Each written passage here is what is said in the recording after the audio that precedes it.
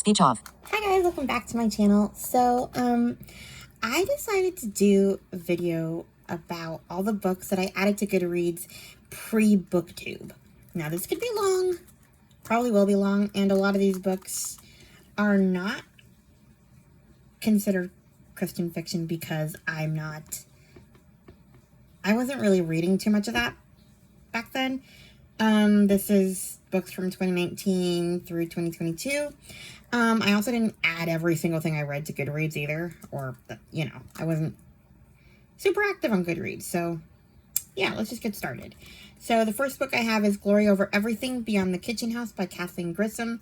I'm not going to read the synopsis for that one because there is, well, it's a sequel to The Kitchen House, which I love The Kitchen House, but I've yet to read the sequel.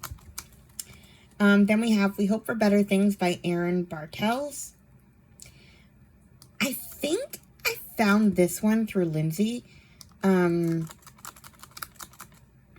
She talked about it in her channel, I think.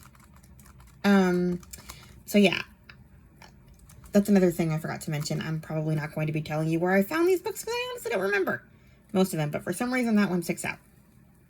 When Detroit Free Press reporter Elizabeth Balsam meets James Rich, his strange request that she look up a relative she didn't know she had in order to deliver an old camera and a box of photos seems like it isn't worth her time. But when she loses her job after a botched investigation, she suddenly finds herself with nothing but time. At her great-aunt's 150-year-old farmhouse, Elizabeth uncovers a series of mysterious items, locked doors, and hidden graves. As she searches for answers to the riddles around her, the remarkable stories of two women who lived in this very house emerge as testaments to love, resilience, and courage in the face of war, racism, and misunderstanding. And as Elizabeth soon discovers, the past is never as past as we might like to think. So yeah, I've had this one on Audible, I think, since I got Audible. Next we have I'm Fine and Neither Are You by Camille Pagan. I'm not sure how to pronounce his name. Honesty is the best policy, except maybe when it comes to marriage. Okay. Wife, mother, breadwinner. Penelope Ruiz Carr is doing it all and barely keeping it together. Meanwhile, her best friend Jenny Sweet appears to be sailing through life. As close as the two women are, Jenny's passionate marriage, pristine house, and ultra-polite child stand in contrast to Penelope's underemployed husband, Sanjay, their unruly brood, and the daily grind she calls a career. Then a shocking tragedy reveals that Jenny's life is far from perfect. Reeling, Penelope vows to stop keeping the peace and finally deal with the issues in her relationship. So she and Sanjay agree to a radical solution, I guess. Goodreads' grammar is terrible. Radical solution. Both will write a list of changes they want each other to make, then commit to complete and total honesty. What seems like a smart idea quickly spirals out of control, revealing new rifts and even deeper secrets. As Penelope stares down the possible implosion of her marriage, she must ask, when it comes to love, is honesty really the best policy? This sounds kind of funny, actually. Next we have All This Could Be Yours by Jami Attenberg. If I know why he is the way he is, then maybe I can learn why I am the way I am, says Alex Tuckman, strong-headed lawyer, loving mother, and daughter of Victor Tuckman, a power-hungry real estate developer, and by all accounts a bad man. Now that Victor is on his deathbed, Alex feels she can finally unearth the secrets of who he is and what he did over the course of his life and career. She travels to New Orleans to be with her family, but mostly to interrogate her tight-lipped mother, Barbara. As Barbara fends off, again, Goodreads, what's wrong with you? They wrote fends of. Passing over South London. As Barbara fends off Alex's unrelenting questions, She reflects on her tumultuous life with Victor. Meanwhile, Gary, Alex's brother, is incomunicado, trying to get his movie career off the ground in Los Angeles. And Gary's wife, Twyla, is having a nervous breakdown, buying up all the lipstick in drugstores around New Orleans and bursting into crying fits. Dysfunction is at its peak. As each family member grapples with Victor's history, they must figure out a way to move forward with one another for themselves and for the sake of their children. Wild. Then we have In the Unlikely Event by Judy Blume. I've actually had this book since it came out. I think it was like 2015, 2016, but I decided to add it to Goodreads when I first got Goodreads. It's, I think, Judy Blume's only adult novel. In 1988, Miri Ammerman returns to her hometown of Elizabeth, New Jersey, to attend a commemoration of the worst year of her life. 35 years earlier, when Miri was 15 and in love for the first time, a succession of airplanes fell from the sky, leaving a community reeling. Against this backdrop of actual events that Bloom experienced in the early 1950s, when airline traffic was new and exciting and everyone dreamed of going somewhere, Judy Blume imagines and weaves together a haunting story of 3 generations of families, friends, and strangers, whose lives are profoundly changed by these disasters. She paints a vivid portrait of a particular time and place, Nat King Cole singing Unforgettable, Elizabeth Taylor haircuts, young and not so young love, explosive friendships, A-bomb hysteria, rumors of communist threats. And as a young journalist who makes his name reporting tragedy, through it all, one generation reminds another that life goes on. Okay, that did not make a lot of sense toward the end there. Next, we have a time travel one. Time After Time by Lisa Grunwald. A magical love story inspired by the legend of a woman who vanished from Grand Central Terminal sweeps readers from 1920s to World War II and beyond. On a clear December morning in 1937 at the famous Gold Clock in Grand Central Terminal, Joe Reynolds, a hardworking railroad man from Queens, meets a vibrant young woman who seems mysteriously out of place. Nora Lansing is a Manhattan socialite whose flapper clothing, pearl earrings, and talk of the roaring 20s don't seem to match the bleak mood of Depression-era New York. Captivated by Nora from her first electric touch, Joe despairs when he tries to walk her home and she disappears. Finding her again and again will become the focus of his love and his life. Nora, an aspiring artist and fiercely independent, is shocked to find she's somehow been trapped, her presence in the terminal governed by rules she cannot fathom. It isn't until she meets Joe that she begins to understand the effect that time is having on her and the possible connections to the workings of Grand Central and the solar phenomenon known as Manhattan Henge. When the sun rises or sets between the city's skyscrapers, aligned perfectly with the street below. As thousands of visitors pass under the famous celestial blue ceiling each day, Joe and Nora create a life unlike anything they could have imagined. With infinite love in a finite space, they take full advantage of the terminal city within a city, dining at the Oyster Bar, visiting the Whispering Gallery, and making a home at the Biltmore Hotel.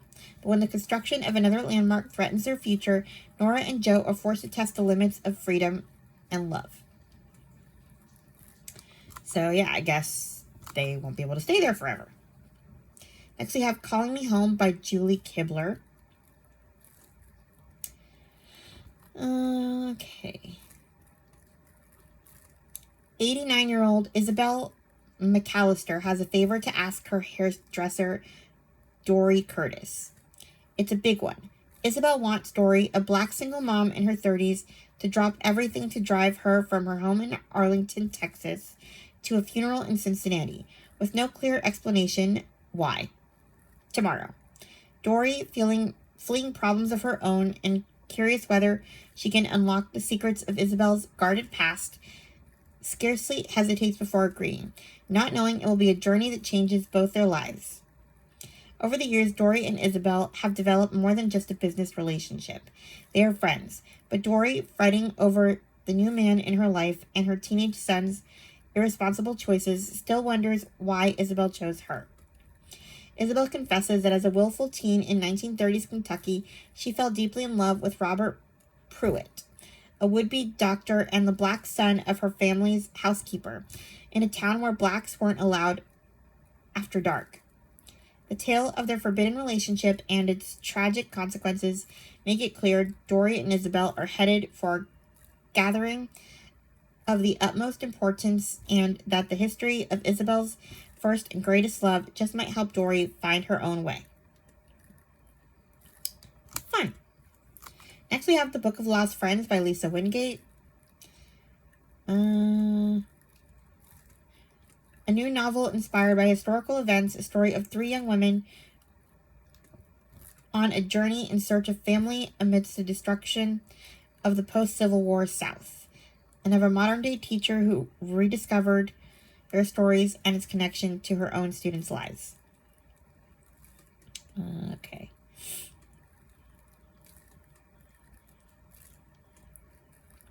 Louisiana, 1875. In the tumultuous aftermath of Reconstruction, 3 young women set off as unwilling companions on a perilous quest. Lavinia, the pampered heir to a now destitute plantation. Juno Jane, her illegitimate freeborn Creole half-sister, and Hanny, Lavinia's former slave. Each carries private wounds and powerful secrets as they head for Texas, following dangerous roads rife with ruthless vigilantes and soldiers still fighting a war lost a decade before. For Lavinia and Juno Jane, the journey is one of inheritance and financial desperation. But for Hanny, torn from her mother and 8 siblings before slavery's end, the pilgrimage westward reignites an agonizing question. Could her long-lost family still be out there? Beyond the swamps lies the seemingly limitless frontiers of Texas and improbably hope. Louisiana, 1987. For first-year teacher Benedetta Silva, what's with these names, Benedetta? A subsidized job at a poor rural school seems like the ticket to canceling her hefty student debt, until she lands in a tiny, out-of-step Mississippi River town.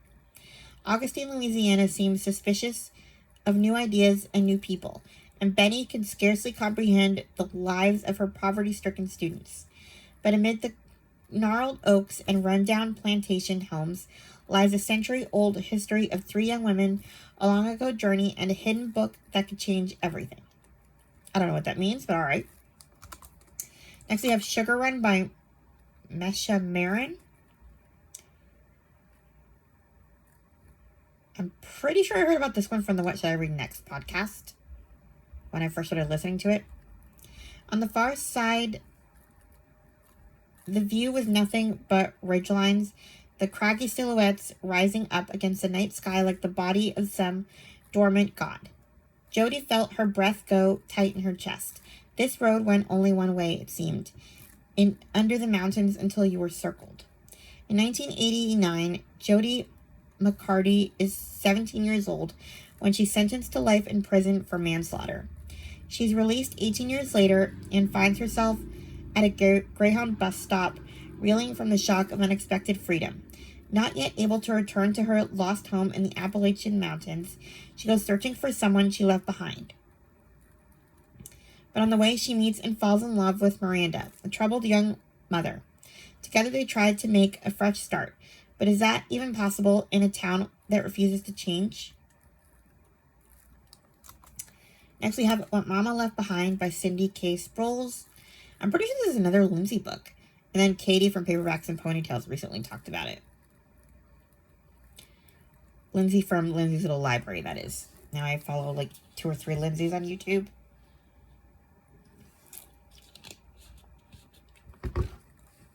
Ori Dresser is 17 years old when influenza and dysentery ravage her Appalachian Mountain community in 1898, leaving behind a growing number of orphan children with no way to care for themselves. Worry's mother has been secretly feeding a number of these little ones on Sourwood Mountain. But when she dies suddenly, Worry is left to figure out who and how she was caring for them. Figure out why and how she was caring for them. Good grief. Get your grammar checked. Plagued with two good-for-nothing brothers, one greedy and the other a drunkard, Worry fights to save her home and the orphan children now in her begrudging care. Along the way, she will discover the beauty of unconditional love and the power of forgiveness as she cares for all of Mama's children. Next, we have The Housemaid's Daughter by Barbara Much.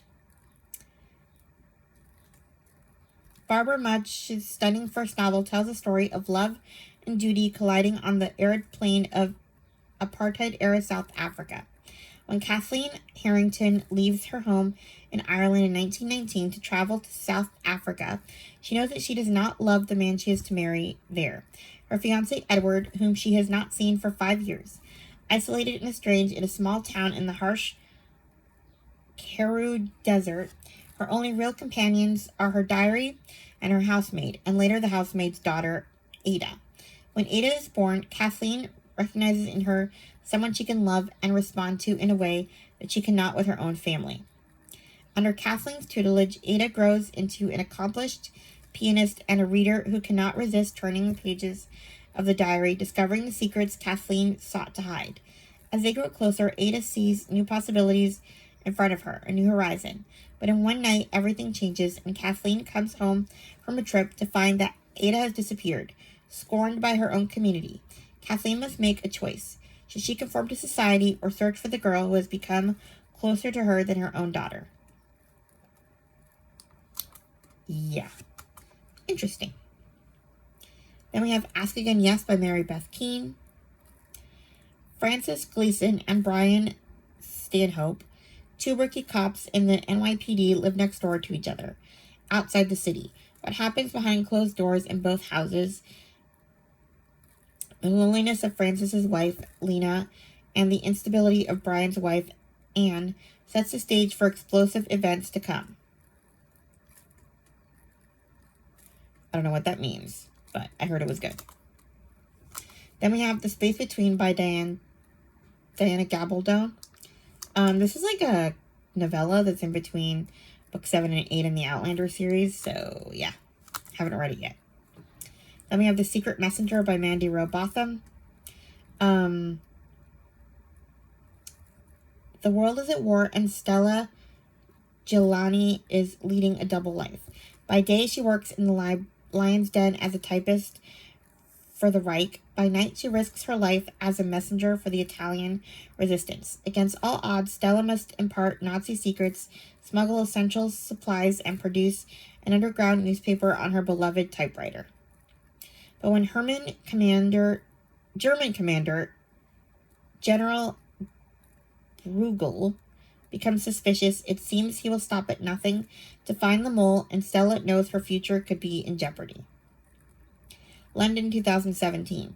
Years later, Louisa Belmont finds a mysterious old typewriter in her attic. Determined to find out who it belonged to, Louisa delves into the past and uncovers a story of fierce love, unimaginable sacrifice, and ultimately the worst kind of betrayal. So, yeah. Mandy Robotham is an author that I started listening to when I first got Audible. The first one, or the only one I really read so far, is The German Midwife. That book's wild. Anyway, then we have a nonfiction book, Why Are All the Black Kids Sitting Together in the Cafeteria by Beverly Daniel Tatum. Then we have The Last Year of the War by Susan Meisner. Elise Sontag is a typical Iowa 14-year-old in 1943, aware of the war but distanced from its reach. And her father, a legal U.S. resident for nearly 2 decades, is suddenly arrested on suspicion of being a Nazi sympathizer. The family is sent to an internment camp in Texas, where behind the armed guards and barbed wire, Elise feels stripped of everything beloved and familiar, including her own identity. The only thing that makes the camp bearable is meeting fellow internee Mariko, I cannot pronounce his last name, Ino, a Japanese-American teen from Los Angeles whose friendship empowers Elise to believe the life she knew before the war will again be hers. Together in the desert wilderness, Elise and Mariko hold tight the dreams of being young American women with a future beyond the fences. Next, we have The Orphan Collector by Ellen Marie Wiseman. In the fall of 1918, 13-year-old German immigrant Pia Lang longs to be far from Philadelphia's overcrowded slums and the anti-immigrant sentiment that compels her father to enlist in the U.S. Army. But as her city celebrates the end of war, an even more urgent threat arises: the Spanish flu. Funeral, crepe, and quarantine signs appear on doors as the victims drop dead in the streets and desperate survivors wear white masks to ward off illness. When food runs out in the cramped tenement she calls home, Pia must venture alone into the quarantined city in search of supplies, leaving her baby brothers behind. Bernice Groves has become lost in grief and bitterness since her baby died from the Spanish flu. Watching Pia leave her brothers alone, Bernice makes a shocking, life-altering decision. It becomes her sinister mission to tear families apart when they're at their most vulnerable, planning to transform the city's orphans and immigrant children into what she feels are true Americans. Waking in a makeshift hospital days after collapsing in the street, Pia is frantic to return home. Instead, she is taken to St. Vincent's Orphan Asylum, the first step in a long and arduous journey. As Bernice plots to keep the truth hidden at any cost in the months and years that follow, Pia must confront her own shame and fear, risking everything to see justice and love triumph at last. So, yeah. There's that one. Next we have The Warmth of Other Suns, the epic story of America's Great Migration by Isabel Wilkerson. I heard this one's good. It's like narrative nonfiction, so I'll get to it someday. Then we have The Rose Code by Kate Quinn. 1940. As England prepares to fight the Nazis, three very different women answer the call to mysterious country estate, Bletchley Park, where the best minds in Britain train to break German military codes. Vivacious debutante Osla is the girl who has everything: beauty, wealth, and the dashing Prince Philip of Greece sending her roses. But she burns to prove herself as more than a society girl, and puts her fluent German to use as a translator of decoded enemy secrets. Imperious self-made mob product of East End London poverty works the legendary code-breaking machines as she conceals old wounds and looks for a socially advantageous husband. Both Osla and Mab, M-A-B, I don't know, are quick to see the potential in local village spinster Beth, whose shyness conceals a brilliant facility with puzzles. And soon Beth spreads her wings as one of the park's few female cryptanalysts. But war, loss, and the impossible pressure of secrecy will tear the three apart. 1947. As the royal wedding of Princess Elizabeth and Prince Philip whip post-war Britain into a fever, three friends turned enemies are reunited by a mysterious encrypted letter, the key to which lies buried in the long-ago betrayal that destroyed their friendship and left one of them confined to an asylum. A mysterious traitor has emerged from the shadows of their Bletchley Park past, and now Osla, Mab, and Beth must resurrect their old alliance and crack one last code together. But each petal they remove from the Rose Code brings danger and their true enemy.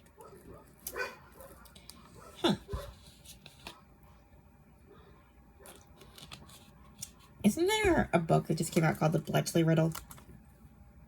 Anyway. Next we have The Girl You Left Behind by Jojo Moyes. Paris, World War I. Sophie, I cannot pronounce his last name, must keep her family safe while her adored husband, cannot pronounce his name, fights at the front. When their town falls to the Germans, Sophie is forced to serve them every evening at her hotel.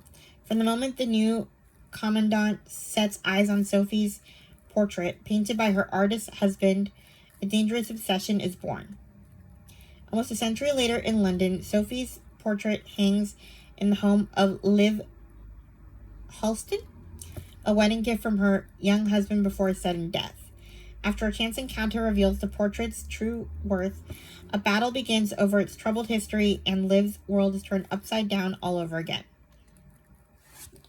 Then I added all the Lord John books by Diana Gabaldon. Not going to go over those. Then we have Treasures from the Attic, the extraordinary story of Anne Frank's family by Miriam Pressler. The story is one that envisioned by a relative, an old woman who has lived in the same home for a lifetime, passes away, her death prompting the inevitable task of sorting through her effects by a surviving family. But in the attic in this particular house, a treasure trove of historic importance is found. Rarely does this become an actuality, but when Helene Elias died, no one could put a price on what she left behind. Helene Elias was born Helene Frank, sister to Otto Frank, and therefore aunt to Anne Frank. Ensconced upstairs in the house she inherited from her mother and eventually passed on to her son Buddy Elias, Anne's cousin and childhood playmate, was a documented legacy of the Franks. A vast collection of photos, letters, drawings, poems, and postcards preserved throughout decades, a cache of over 6,000 documents in all. Chronicled by Buddy's wife, Gertrude, and renowned German author Miriam Pressler, these findings weave an indelible, engaging, and enduring portrait of the family that shaped Anne Frank. They wrote to one another voluminously, recounting summer holidays, and wrote about love and hardships. They reassured one another during the terrible years and waited anxiously for news after the war ended. Through these letters, they rejoiced in new life and honored the memories of those they lost. Anne's family believed themselves to be, to be ordinary members of Germany's,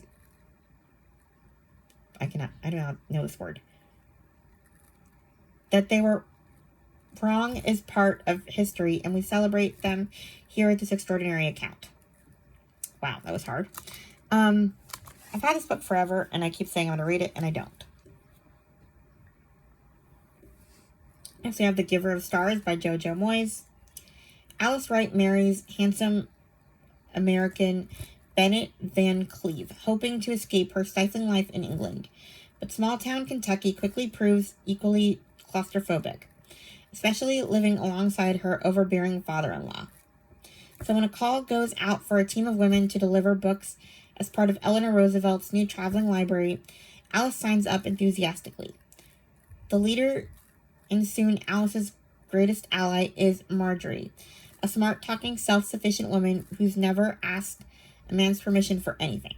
They will be joined by 3 other singular women who become known as the Packhorse Librarians of Kentucky. What happens to them and to the men they love becomes an unforgettable drama of loyalty, justice, humanity, and passion. These heroic women refuse to be cowed by men or by convention, and though they face all kinds of dangers in a landscape that is at times breathtakingly beautiful, at others brutal, they've committed to their job. They're committed to their job, bringing books to people who have never had any, arming them with facts that will change their lives. So yeah, I just read another book about Packhorse Librarians, Librarian of Boone's Hollow, so anyway. Then we have the Jane Austen Society by Natalie Jenner. Just after the Second World War, in the small English village of Chawton, an unusual but like-minded group of people band together to attempt something remarkable. 150 years ago, Chawton was the final home of Jane Austen, one of England's finest novelists. Now it's home to a few distant relatives and their diminishing estate. With the last bit of Austen's legacy threatened, a group of disparate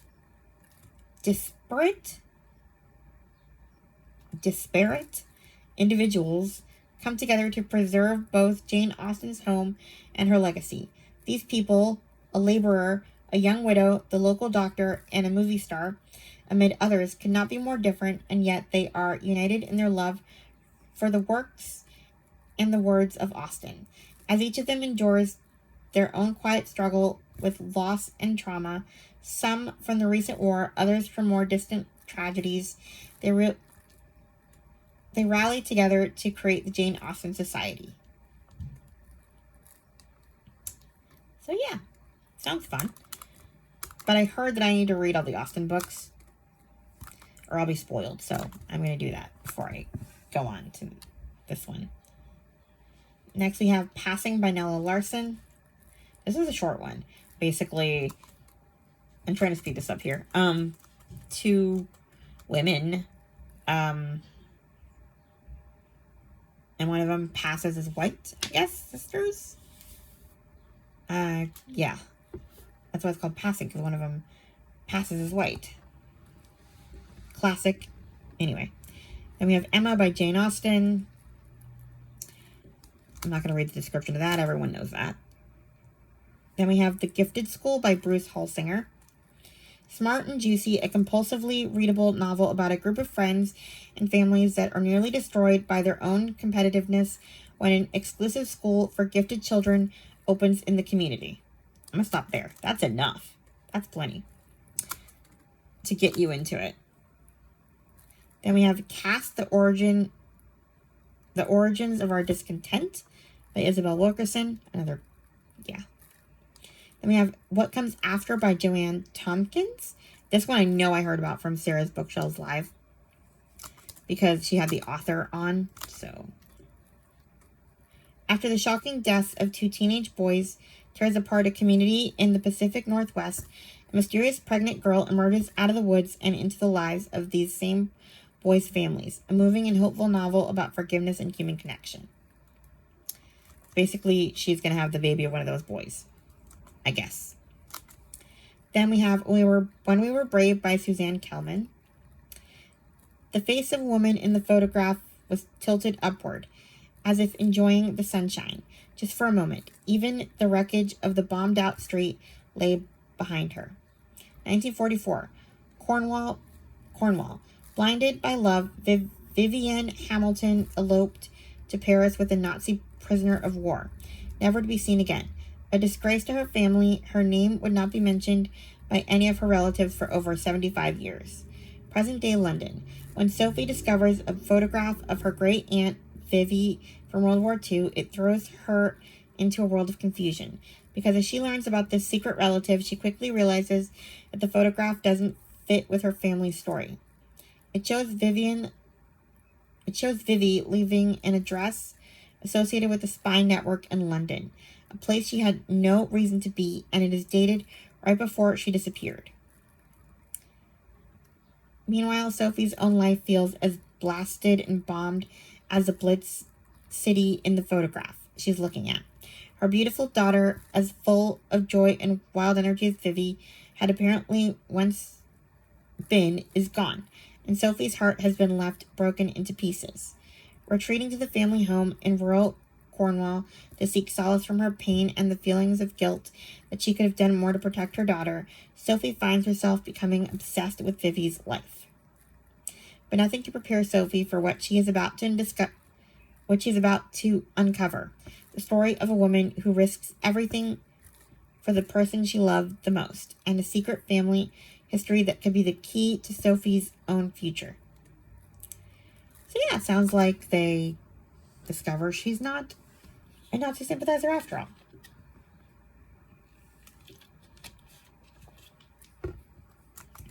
Then we have This Tender Land by William Kent Kruger. In the summer of 1932, on the banks of Minnesota's Gilead River, the Lincoln Indian Training School is a pitiless place where Native American children forcibly separated from their parents are sent to be educated. It is also home to Audie O'Banion, a lively orphan boy whose exploits constantly earn him the superintendent's wrath. Audie and his brother Albert are the only white faces among the hundreds of Native American children at the school.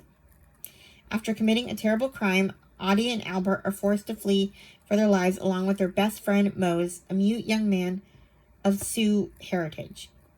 Out of pity, they also take with them a broken-hearted little girl named Emmy. Together they steal away in a canoe heading for the mighty Mississippi in search of a place to call home. Next we have The Good Father by Diane Chamberlain. 4 years ago, 19-year-old Travis Brown made a choice to raise his newborn daughter on his own. While most of his friends were out partying and meeting girls, Travis was at home changing diapers and worrying about keeping food on the table. But he's never regretted his decision. Bella is the light of his life, the reason behind every move he makes. And so far, she is fed, cared for, safe. But when Travis loses his construction job and his home, the security he's worked so hard to create for Bella begins to crumble. Then a miracle. A job in Raleigh has the power to turn their fortunes around. It has to. But when Travis arrives in Raleigh, there is no job. Only an offer to participate in a one-time criminal act that promises quick money and no repercussions. With nowhere else to turn, Travis must make another choice for his daughter's sake, even if it means he might lose her. Yikes. I might read it this month, actually. It's kind of a Father's Day book. And next we have Anne of Manhattan by Brina Starler. Ellen Montgomery's classic tale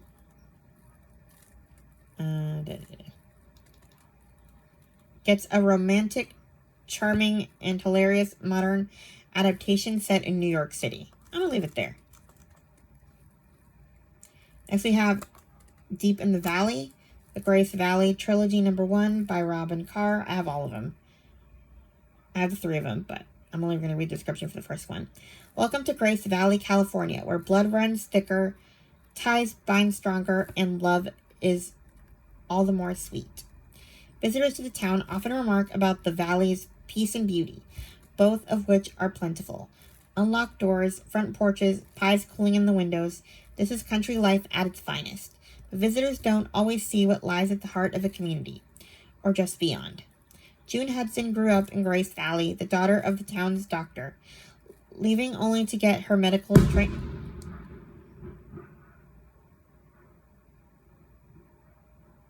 That was a firework. Right? Yes. Sorry about the noise. I cannot edit. Leaving only to get her medical training, she returns home and follows in her father's footsteps. Some might say she chose the easy, comfortable route, but June knows better. For June, her emergency room is wherever she's needed or wherever a patient finds her. Always on call, her work is her life. These people, her extended family, which is a good thing since this is a town where you should have picked your husband in the 9th grade. Grace Valley is not exactly the place to meet eligible men until an undercover DEA agent suddenly starts appearing at all sorts of strange hours. Everybody has secrets down in the valley.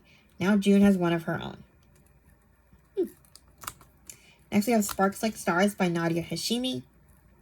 Kabul, 1978. The daughter of a prominent family, Sitara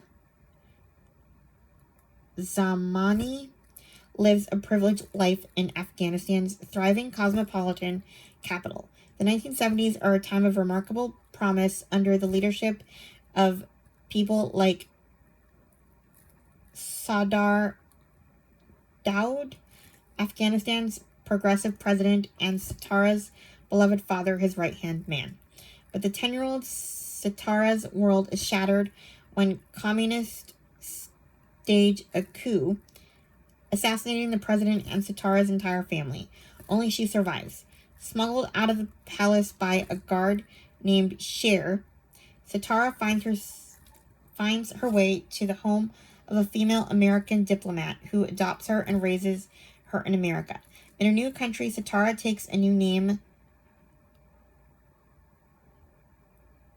Ariana Shepard, and throws herself into her studies, eventually becoming a renowned surgeon. New York, 2008. 30 years after that fateful night in Kabul, Ariana's world is rocked again when an elderly patient appears in her examination room. A man she never expected to see again. It is Cher, the soldier who saved her, yet may have murdered her entire family. Seeing him awakens Ariana's fury and desire for answers and perhaps revenge. Yikes. Next we have Disfigured on Fairy Tales, Disability, and Making Space by Amanda Leduc. Then we have The Housewarming by S.E. Limes. Everyone is going to the housewarming party. All the same people who lived on the street the day Abby vanished. Will her mother finally learn the truth? Ava only knew her daughter in the pushchair for 5 minutes. The buckle was fastened and she was sure it was safe. When she came downstairs, the door was open and Abby was gone. She walked down the road, past the Lovegoods house, and was never seen again. A year later, the Lovegoods throw a housewarming party, showing off the results of their renovation. Ava doesn't want to go. She can't bear to look down at the end of the road to see the place where Abby vanished. And she doesn't want to spend time with people who don't share her grief. Her husband, Matt, persuades her. He's worried about her. A night out just might do her good. But as her friends and neighbors chat and the drink and gossip flows, Ava learns something new about the day she had relived 1,000 times. A throwaway comment which could change everything. Ava thought she knew every last detail of that day. She's about to find out she was wrong. Cool.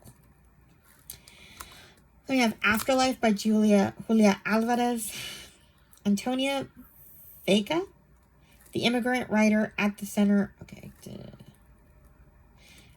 has at the center of, I don't know what, because it skipped a word, has the rug pulled out from under her. She has just retired from the college where she taught English when her beloved husband Sam suddenly dies. And then more jolts. Her big-hearted but unstable sister disappears, and Antonia returns home one evening to find a pregnant, undocumented teenager on her doorstep. Antonia has always sought direction in the literature she loves. Lines from her favorite authors play in her head like a soundtrack, but now she finds that the world demands more of her than words. Then we have Snape, a definitive reading by Lori Kim. It's like, I guess, you see stuff from Snape's point of view. She analyzes Snape's actions in the Harry Potter books. I don't know. Then we have some Kate Morton books. The Secret Keeper is the first one. During a picnic at her family's farm in the English countryside, 16-year-old Laurel Nicholson witnesses a shocking crime. A crime that challenges everything she knows about her adored mother, Dorothy. Now, 50 years later, Laurel and her sisters are meeting at the farm to celebrate Dorothy's 90th birthday. Realizing that this is the last chance to discover the truth about that long ago day, Laurel searches for answers that can only be found in Dorothy's past. Clue by clue, she traces a secret history of 3 strangers from vastly different worlds thrown together in war-torn London: Dorothy, Vivian, and Jimmy, whose lives are forever after entwined. I'm kind of interested in that one. Next, we have The Distant Hours. A long-lost letter arrives in the post, and Edie Burchell finds herself on a journey to Milderhurst Castle, a great bemoldering old house where the Blythe spinsters live and where her mother was billeted 50 years before as a 13-year-old child during World War II. The elder Blythe sisters are twins and have spent most of their lives looking after the third and youngest sister, Juniper, who hasn't been the same since her fiancé jilted her in 1941. Inside the decaying castle, Edie begins to unravel her mother's past, but there are other secrets hidden in the stones of Milderhurst, and Edie is about to learn more than she expected. The truth of what happened in the distant hours of the past has been awaiting a long time for someone to find it. So, yeah. Maybe that one will be the next one I read. Old Castles. Next we have The Turnout by Megan Abbott. I already had to DNF another one of her books. I forget what it was called. But there was like an open door scene within seconds of opening it. So I'm hesitant. With her long necks and matching buns and pink tights, Dara and Marie Duran have been dancers since they can remember. Growing up, they were homeschooled and trained by their glamorous mother, founder of the Duran School of Dance. After their parents' deaths in a tragic accident nearly a dozen years ago, the sisters began running the school together, along with Charlie, Dara's husband, and once their mother's prized student. Marie, warm and soft, teaches the younger students. Dara, with her precision, trains the older ones. And Charlie, sidelined from dancing after years of injuries, rules over the back office. Circling around one another, three have perfected a dance, 6 days a week, that keeps the studio thriving. But when a suspicious accident occurs just after the onset of the school's annual performance of the Nutcracker, a season of competition, anxiety, and exhilaration, an interloper arrives and threatens the sisters' delicate balance.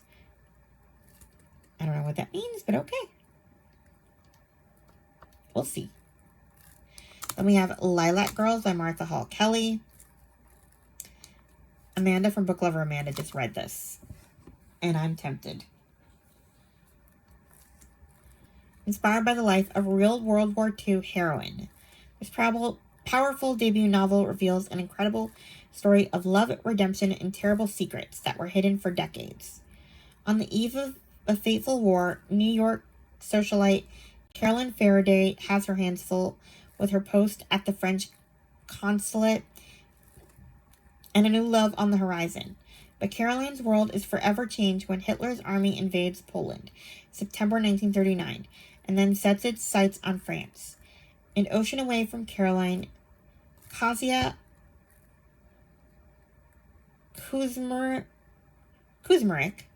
a Polish teenager, senses her carefree youth disappearing as she sinks deeper into her role as courier for the underground resistance movement. In a tense atmosphere of watchful eyes and suspect neighbors, one false move can have dire consequences. For ambitious young German doctor Gerda Oberhuser, an ad for a government medical position seems to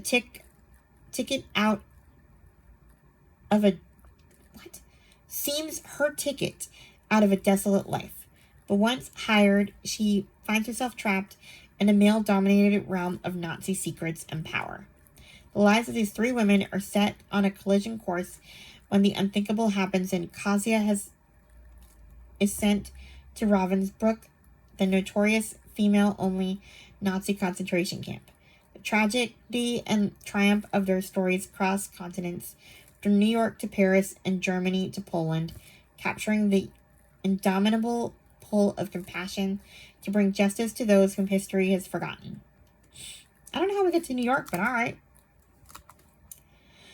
Next, we have Pride and Premeditation, Jane Austen Murder Mystery #1 by Tirza Price.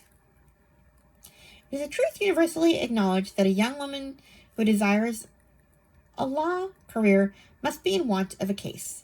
So when 16-year-old Lizzie Bennet hears about a scandalous society murder, she sees an opportunity to prove herself as a solicitor by solving the case and ensuring justice is served. I'm going to stop here. Next, we have The Friend by Dorothy Cumpson. I can't even read this because it's not available on audio in this country. I've made 2 videos about this, and I will link them so you can go watch them and protest. So I'm not even going to read the description because it just depresses me. So, next, Remembrance by Rita Woods. It's a rumor, a whisper passed in the fields and veiled behind sheets of laundry, a hidden stop on the underground road to freedom, a safe haven protected by more than secrecy, if you can make it there. An elderly woman who is more than she seems warns against rising racism as a young woman grapples with her life. Ohio, present day. When the slave Abigail is forced from her children to take her mistress to safety, she discovers New Orleans has its own powers. Haiti, 1791. On the brink of revolution. 1857, New Orleans, a city of unrest. Following tragedy, housegirl Margot is sold just before her 18th birthday and her promised freedom. Desperate, she escapes and chases a whisper. Remembrance. I think these stories are going to, meet up somehow. Some kind of time travel. I heard about it from the Readerly Report. It was an old book podcast I used to listen to. And that was their time travel episode. So I'm not sure how that works.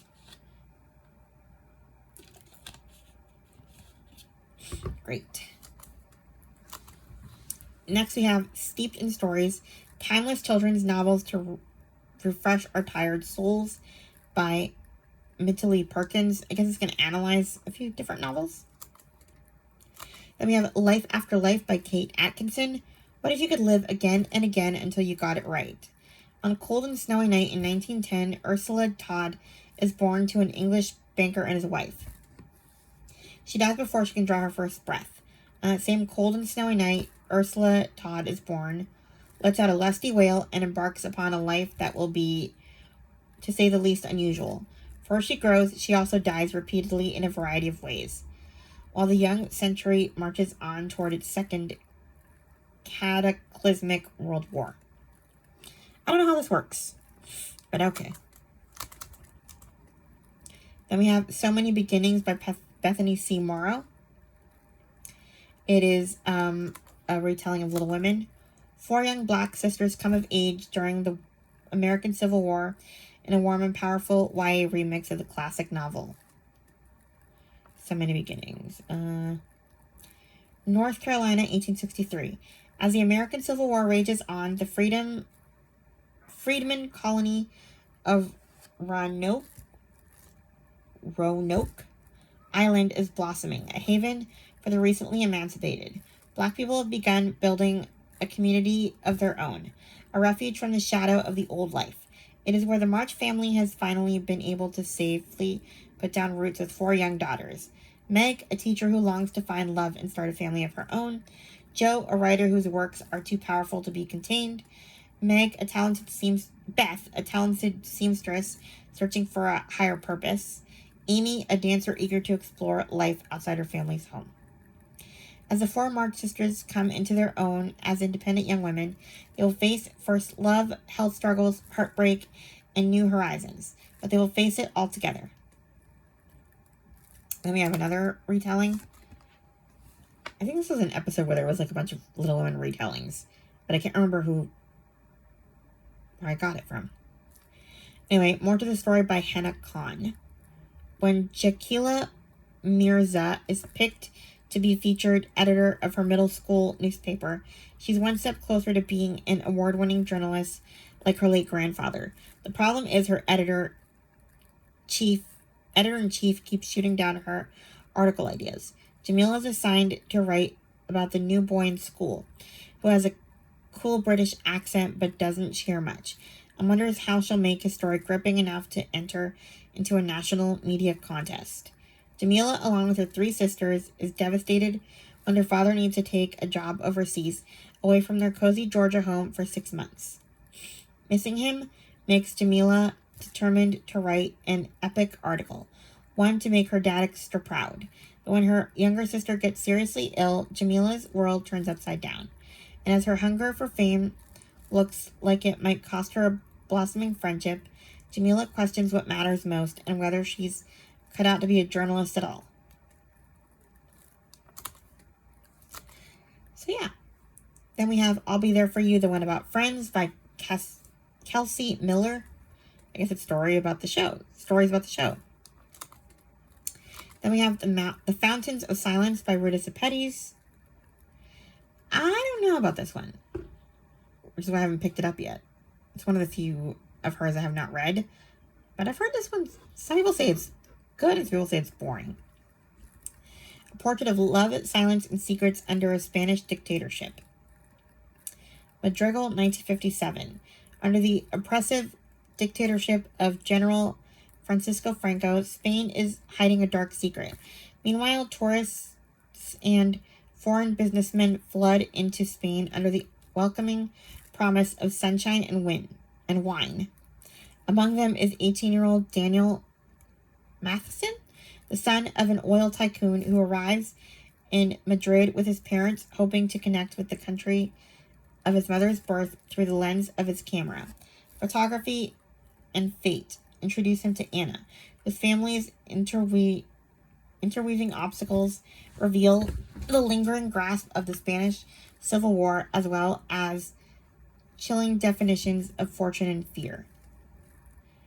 Daniel's photographs leave him with uncomfortable questions amidst shadows of danger. He is backed into a corner of difficult decisions to protect those he loves. Lives and hearts collide, revealing an incredibly dark side to the sunny Spanish city. So, yeah. Then we have A Long Petal of the Sea by Isabel Allende.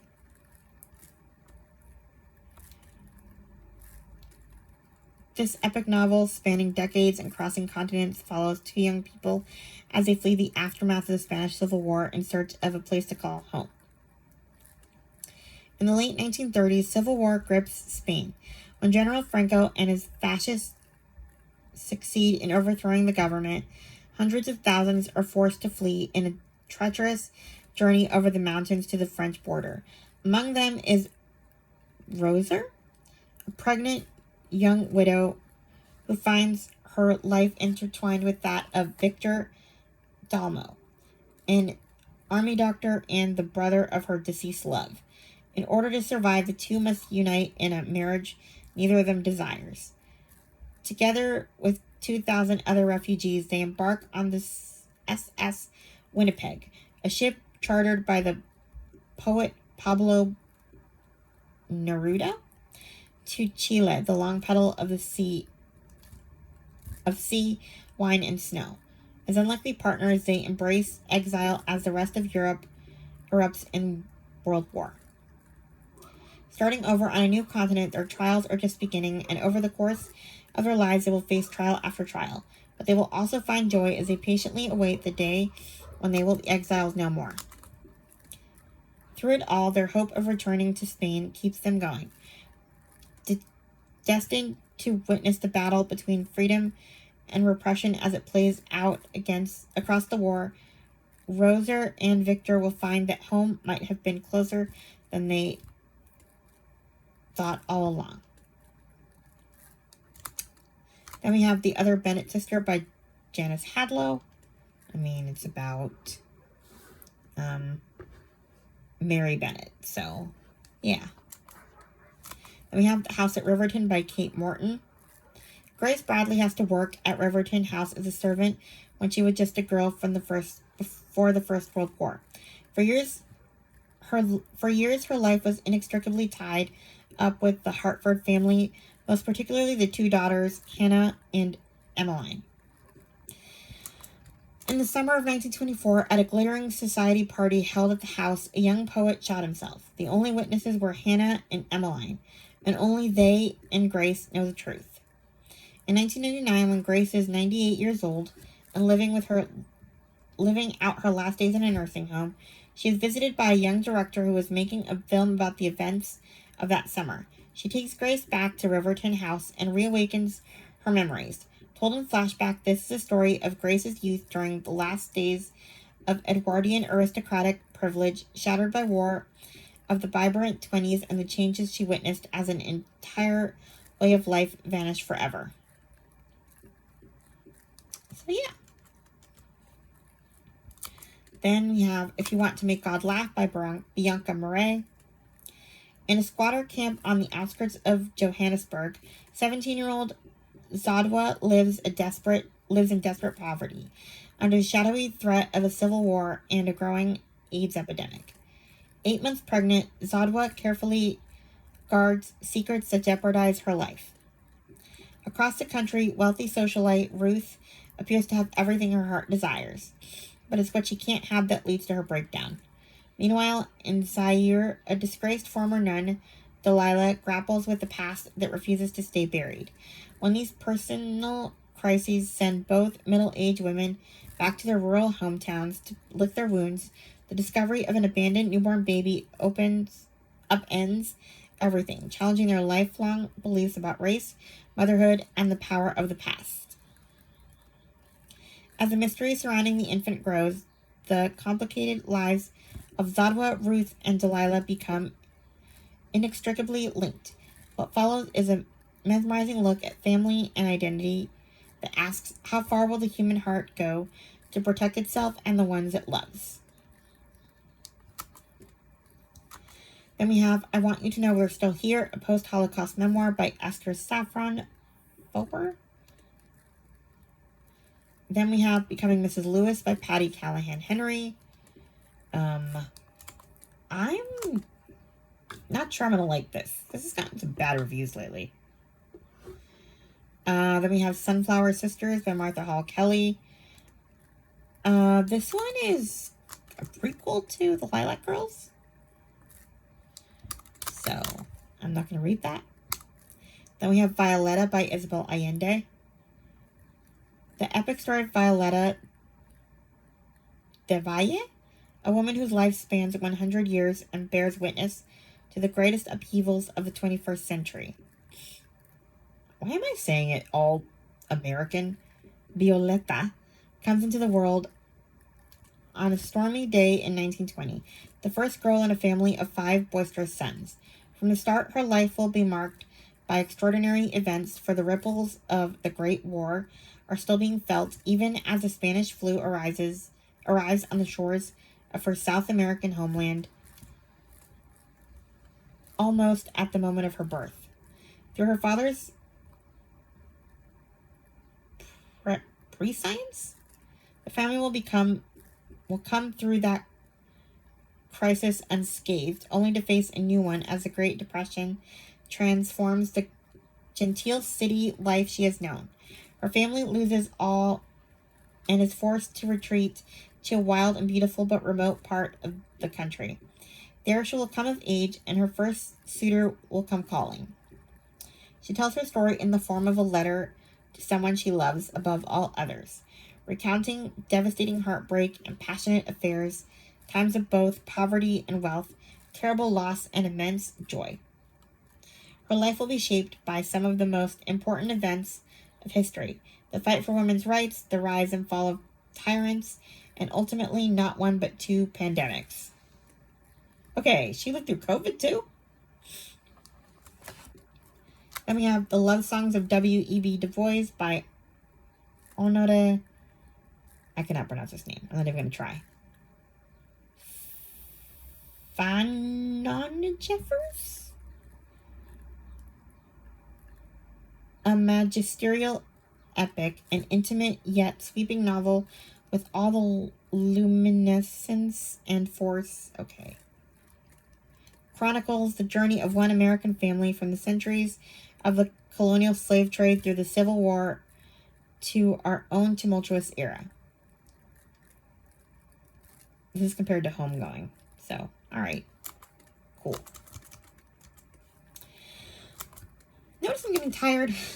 We still have a few more pages. Then we have The Photograph by Debbie Ricks. In Italy, 1958. Rachel is a young widow with a small child. After a lifetime of running for survival, of not knowing who to trust and where to call home, she finds herself in a place of safety. On a sun-drenched Italian island, for one carefree summer, the troubles of her past fade away and she falls in love. But will Rachel's newfound happiness bring her further heartache? England, 2017. Sophie has a handsome husband, a gorgeous house in the English countryside, and a successful career as an anthropologist. But the one thing she longs for is a baby of her own. As she struggles to conceive, cracks begin to appear in her marriage. So Sophie throws herself into her work and tries to seek comfort in childhood memories of her beloved grandmother, Rachel. One afternoon, Sophie finds a forgotten letter and an exquisite silk bracelet hidden in Rachel's old writing desk. Intrigued, she begins to unravel the extraordinary story of her grandmother's past and a secret that has the power to change everything. How have I not read this? Anyway, then we have Two Little Girls by Laura Jarrett. Two girls, one car accident. The most painful choice a mother could make. When Lizzie's car crashes with her two daughters inside, she faces a terrible choice. She has time to save one of her girls, only one. As she recovers from her injuries, Lizzie has to deal with not only the tragedy of her decision, but also a police investigation into it. Grieving, she and her family struggle to come to terms with the events of that night, and then things take an even darker turn. What exactly happened on that remote country road? Who is responsible, and can the family get through this together, or will the truth finally tear them apart? Next we have The Perfect Family by Shalini Boland. Mommy, she's gone. Gemma Ballantyne is getting ready for work one morning when her eldest child comes running down the stairs, saying the words every mother dreads. The front door is open, and her 6-year-old daughter has disappeared. Frantic with fear, Gemma starts a nail-biting search for her little girl. After what seems like forever, her mother-in-law, Diane, finds Katie wandering lost a few streets away.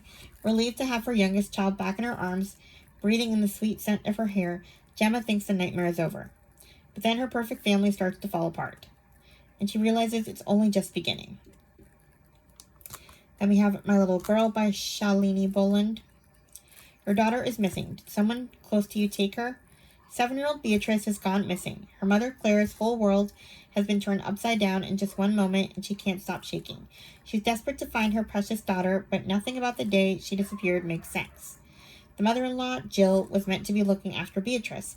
She says she didn't take her eyes off the little girl, but her version of events doesn't add up.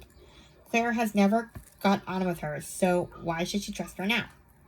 The husband. He should have been with her only child. Instead, he changed the plans without telling Claire. She didn't think there were any secrets between them, but maybe she was wrong. The first wife, Laurel, has always been jealous of Claire's family. Has her husband's ex-wife taken her daughter? Which one of them is lying, and who really knows where Beatrice is? Then we have a short story collection called High Spirits by Gamera Tavarek. So yeah, it's a currently reading and depressed list pick. Then we have A Day Like This by Kelly McNeil. What if everything you've ever loved, ever known, ever believed to be true just disappeared? Annie Bayers has everything. A beautiful house, a loving husband, and an adorable daughter. It's a day like any other when she takes Hannah to the pediatrician, until she wakes hours later after a car accident. When she asks for her daughter, confused doctors tell Annie that Hannah never existed. In fact, nothing about waking from the crash is the same as Annie remembers. 5 happy years of her life apparently never happened. Annie's marriage is coming to an end. Now a successful artist living in Manhattan, she's no longer home in their beloved upstate farmhouse. Her long-estranged sister is more like a best friend, and her recently deceased dog is alive and well. With each passing day, Annie's remembered past and unfamiliar present begin to blur. Haunted by visions of Hannah and the knowledge of things she can't explain, Annie wonders, is everyone lying to her? Search for answers leads Annie down an illuminating path far from home to reconcile the memories with reality and to discover the truth about the life she's living. Then we have Parish by Latoya Watkins.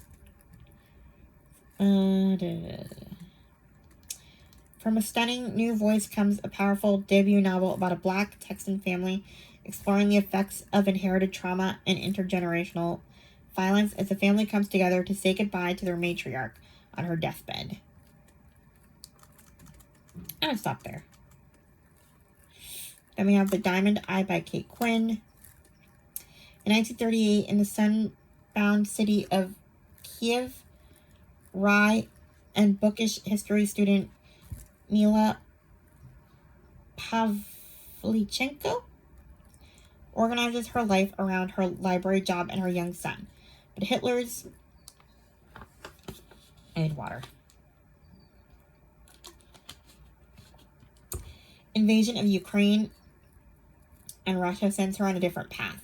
Given a rifle and sent to join the fight, Mila must forge herself from studious girl to deathly sniper, a lethal hunter of Nazis known as Lady Death. When news of her 300th kill makes her a national heroine, Mila finds herself torn from the bloody battlefields of the Eastern Front and sent to America on the Goodwill Tour. Still reeling from war wounds and devastated by loss, Mila finds herself isolated and alone in the glittery world of Washington, D.C. until an unexpected friendship with First Lady Eleanor Roosevelt and an even more unexpected connection with the silent fellow sniper offered the possibility of happiness. But when an old enemy from Mila's past joins forces with the deadly new foe lurking in the shadows, Lady Death finds herself battling her own demons and enemy bullets in the deadliest duel of her life. Pretty wild. Then we have Dumbledore, the Life and Lives of Hogwarts' Renowned Headmaster. Then we have The Golden Season by Madeline K. Sneed. I just talked about this one in my June TBR, so I didn't read it, by the way, yet. So, yeah. The Child I Never Had by Kate Hewitt. If you had to make an impossible choice to save your long-lost daughter, you would, wouldn't you? It's a warm, early summer evening when Mia's doorbell rings. She opens the door to see a teenage girl standing in the shadow beneath the porch light, and in an instant she knows who it is. Daisy, the daughter she gave up as a baby. Daisy steps forward as she says tearfully, "I'm sorry, I didn't call first, but something happened and I really needed you." 17 years before, knowing she couldn't possibly give her beautiful little girl, Daisy, the future she deserved, Mia made the hardest decision of her life, to give her up. And Suzanne seemed the perfect adoptive mother, calm, stable, and full of love for the daughter she'd always dreamed of having. The two mothers promised to keep communication open, so Daisy could have Mia's love and support along with Suzanne's. But as the years passed, Mia moved, and their visits happened less. Now Daisy is almost a stranger to Mia. Angry, closed, and broken, nothing like the tiny girl she once couldn't bear to say goodbye to. But now Daisy has arrived on Mia's doorstep, and she says she has a terrible secret, one she can never tell Suzanne, and she believes the only person who can help her is Mia, her birth mother. Mia, however, has secrets of her own, one she's afraid to let Daisy or anyone else know. And while Suzanne desperately seeks a way to bring her child home, can Mia overcome her past to help the girl they both call their daughter in her darkest hour before it's too late? I might read that one soon. The Plum Trees by Victoria Shore is next. Kansi is home for a funeral when she stumbles upon a family letter sent from Germany in 1945, which contains staggering news. Kansi's great-uncle Hermann, who was transported to Auschwitz with his wife and 3 daughters, might have escaped. This seems improbable to Kansi. Did people escape from Auschwitz? Could her great-uncle have been among them? What happened to Germany? Did anyone know?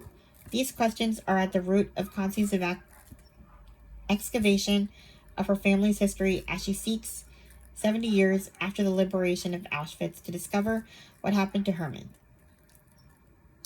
This is a true story, I guess. Then we have My Name is Eva by Suzanne Goldring. Huh? Filming. Huh?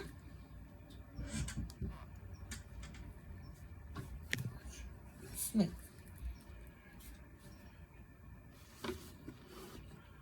Thanks. Don't chew on that thing when you're talking. You can pay a terrible price for keeping a promise. Evelyn Taylor Clark sits in her chair at Forest Lawns Care Home in the heart of the English countryside, surrounded by residents with minds not as sharp as hers. It would be easy to dismiss Evelyn as a muddled old woman, but her lipstick is applied perfectly and her buttons done up correctly. But Evelyn is a woman with secrets, and Evelyn remembers everything. She can never forget the promise she made to the love of her life to discover the truth about the mission that led to his death, no matter what it cost her. When Evelyn's niece Pat opens an old biscuit tin to find a photo of a small girl with a red ball entitled Lease 1951 and a passport in another name, she has some questions for her aunt. And Evelyn is transported back to a place in Germany known as the Forbidden Village, where a woman who calls herself Eve went where no one else dared, amidst shivering prisoners, to find the man who gambled with her husband's life. Then we have The Two Lives of Sarah by Catherine Adele West. It's a prequel to... I can't think of what book it is. Saving Ruby King. Then we have None of This Would Have Happened If Prince Were Alive by Carolyn Prussia? Ramona's got a bratty boss, a toddler teetering through toilet training, a critical mom who doesn't mind sharing, and oops, a cheating husband. That's how a Category 4 hurricane bears down on her life, and Savannah becomes just another item on her to-do list. In the next 48 hours, she'll add a neighbor's child and a class guinea pig named Clarence Thomas to her entourage as she struggles to evacuate town. Ignoring the persistent glow of her minivan's check engine light, Ramona navigates police checkpoints, bathroom emergencies, demands from her boss, and torrential downpours while fielding calls and apology texts from her cheating husband and longing for the days when her life was like a Prince song, full of the sexy creativity and joy. Next we have The Library of Auschwitz by Antonio, I don't know the last name. Based on the experience of real-life Auschwitz prisoner Dita Kraus, this is the incredible story of a girl who risks her life to keep the magic of books alive during the Holocaust. 14-year-old Dita is one of many imprisoned by the Nazis at Auschwitz. Taken along with her mother and father from the Theresienstadt ghetto in Prague, Dita is adjusting to constant terror that is life in the camp. When Jewish leader Freddie Hersk asked Dita to take charge of the 8 precious volumes the prisoners have managed to sneak past the guards, she agrees, and so Dita becomes the librarian of Auschwitz. Out of one of the darkest chapters of human history comes this extraordinary story of courage and hope. Then we have A Secret Princess by Margaret Stahl. This is like a combination of Judy, Secret Garden, Little Princess, and I forget what else. Then we have Jubilee by Margaret Walker. Jubilee tells the story of Virai, the child of a plantation owner and one of his black slaves. Viri, I'm not sure how this name is pronounced. Vyry. Bears witness to the South's antebellum opulence and to its brutality, its wartime ruin, and the promises of Reconstruction. Weaving her own family's oral history with 30 years of research, Margaret Walker's novel brings the everyday experiences of slaves to light. Jubilee churns with the hunger, the hymns, the struggles, and the very breath of American history. Apparently this is like an alternative to Gone with the Wind. I don't really know why. I've never read Gone with the Wind. Next we have Anywhere You Run by Wanda M. Morris. It's the summer of 1964 and 3 innocent men are brutally murdered for trying to help black Mississippians secure the right to vote. Against this backdrop, 22-year-old Violet Richards finds herself in more trouble than she's ever been in her life. Suffering a brutal attack of her own, she kills the man responsible. But with the color of Violet's skin, there is no way she can escape Jim Crow justice in Jackson, Mississippi. Before anyone can find the body or finger her as the killer, she decides to run. With the help of her white beau, Violet escapes, but desperation and fear leads her to hide out in the small rural town of what are these names? Something, Georgia, unaware that danger may be closer than she thinks. Back in Jackson, Marigold, Violet's older sister, has dreams of attending law school. Working for the Mississippi Summer Project, she has been trying to use her smarts to further the cause of the black vote. But Marigold is in a different kind of trouble. She's pregnant and unmarried. After news of the murder brings the police to her door, Marigold sees no choice but to flee Jackson too. She heads north seeking the promise of a better life and no more segregation. But has she made a terrible choice that threatens her life and that of her unborn child? Two sisters on the run, one from the law, the other from social shame. What they don't realize is that there's a man hot on their trail.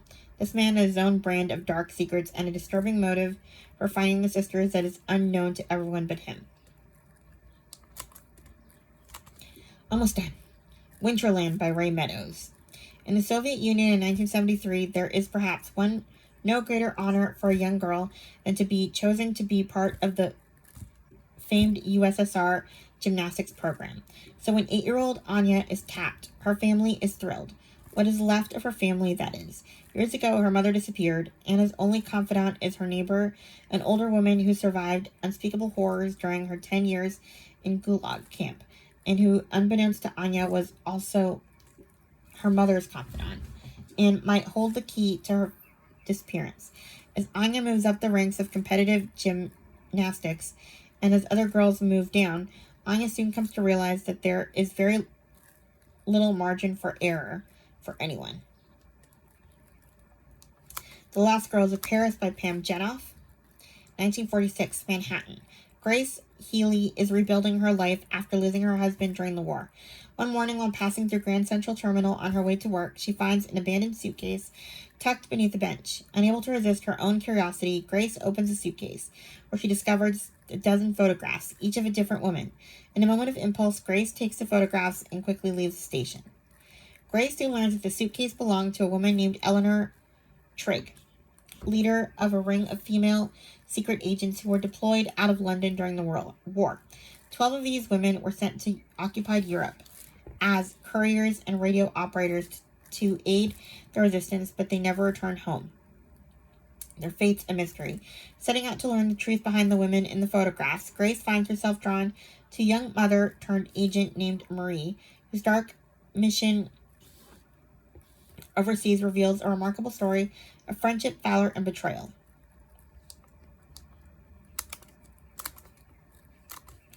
Then we have The Runaway Orphans by Pam Weaver. Two sisters, one secret, a daring wartime journey. Desperate to escape their stepfather's house, sisters Amy and Lily stow away aboard a train full of children being evacuated from London and the threat of Hitler's bombs. Arriving in the seaside town of Worthing, they are taken in by kindly Nora and her husband Jim. With their future now entrusted to strangers, can the girls finally find a safe harbor in these darkest days of war? And will they find the strength to confront what they have been running from when their past finally catches up with them? Then we have Confessions of a Prairie B-Word. It's the story of Nellie Olson from Little House on the Prairie. Bright Lights, Prairie Dust is a story of the woman who played Caroline Ingalls. To Be a Mother by Emma Robinson. What if your only chance to be a mother was to give birth to his wife's first child? All I've ever wanted is to be a mother. And since I married David, it's gone from being a dream of mine to a dream of ours. And I want it for him too.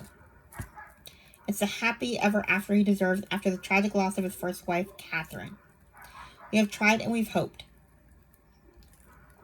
But today I've found out it's impossible. That I'm unable to become a mother. My heart breaks into thousands of pieces. Thousands of pieces. I beg the doctor to tell me there is another way. But it's David who speaks, telling me that just before Catherine died, she had gone through fertility treatments. Now her eggs legally belong to David, to us.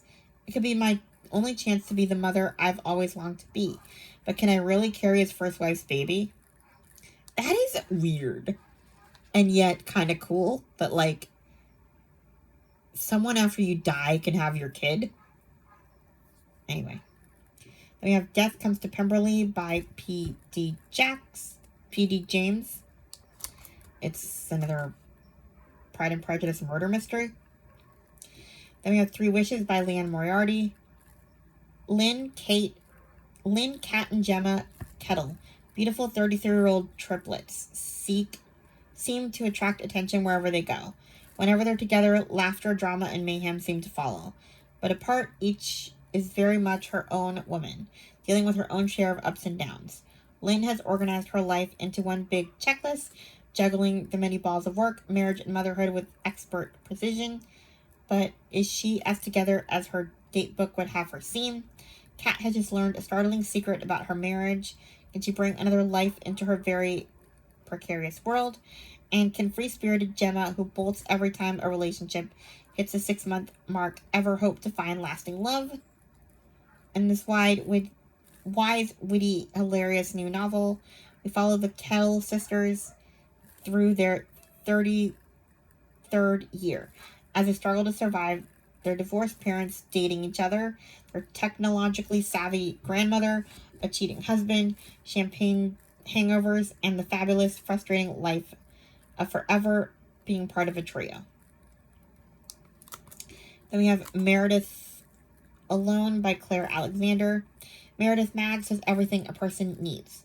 A best friend in Sadie, a beloved cat in Fred, jigsaws to fill the time, recipes to perfect, even a weekly visit from the Tesco delivery guy. So what if she hasn't left her house in 1,214 days? That her memories are treacherous and it's getting harder to ignore the estranged sister knocking at her door. How long can one woman keep the world out? How long before she invites in what's out there? And how long does it take to discover the person you were meant to be? Then we have 400 Souls, A Community History of African America by Ibram X. Kendi. Then we have Safe With You by R.M. Ward. It used to be more of a community around here. I was going to say something like this wouldn't have happened then, but it would, wouldn't it? Maybe a lot of it was kept quiet. But was it really any safer? Is anyone safe? Kath has lived on the same London estate for decades. Lately, she'd become friends with the little girl next door, who is often left alone for hours at a time while her mom is at work. They have a system. When Mina gets home from school to the empty flat, she knocks on the wall 3 times. Knock, knock, knock. I'm home safe and sound. But one day, Mina's knock doesn't come. Kath raises the alarm and the police begin the search. Kath was the only person looking out for Mina. Now she might be the only one who can bring her home. Then we have The Midwife of Hope River by Patricia Harmon, a debut novel featuring Patience Murphy, an Appalachian midwife in the 1930s struggling against disease, poverty, and prejudices, and her own haunting past to bring new light and life into an otherwise cruel world. It's a trilogy, so there's 2 more. And then we have another book by the same author. It's not part of the same thing. Oh, no. I'm looking at the next 2 in the series. The Reluctant Midwife and Once a Midwife. And last book, The Atonement Child by Francine Rivers.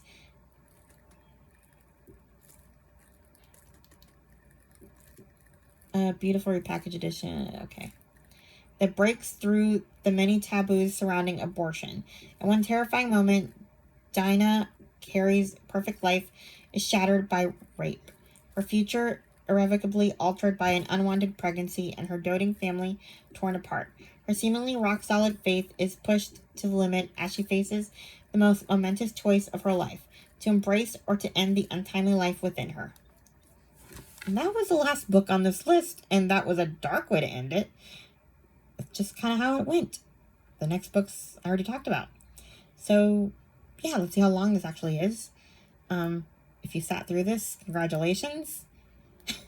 Please like, comment, and subscribe. And I'm going to drink a gallon of water. Bye. Speech. Stop recording video.